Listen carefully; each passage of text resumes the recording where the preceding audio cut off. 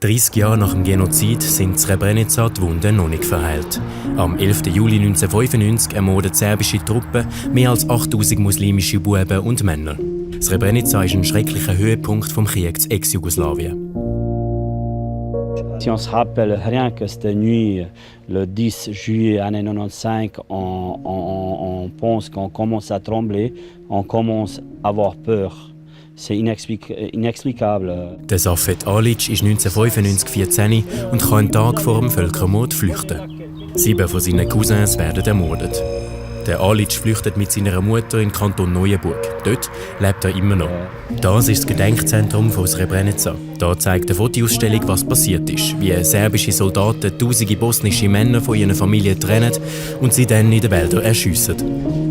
I nakon 30 godina imamo političke ličnosti, političke platforme, medijske platforme koje šire laži o Srebrenici. Das Städtchen Srebrenica hat vor dem Krieg fast 12.000 Einwohnerinnen und Einwohner.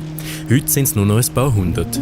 Srebrenica ist eine Geisterstadt geworden. Die internationale Hilfe ist verpufft und das Verhältnis zwischen Serbischstämmigen und Musliminnen und Muslimen bleibt angespannt. Auch der Schweiz-Bosnier Safet Alic ist pessimistisch und braucht harte Worte.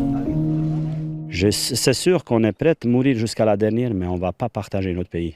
Et puis, qu'est-ce qui va se passer? Alors, si lui laissait la partager, il y a quoi qui nous reste? C'est des fusils, c'est de la guerre. Srebrenica ist nicht nur ein Ort zum Gedenken, sondern auch ein Spiegel von nicht gelösten Konflikten.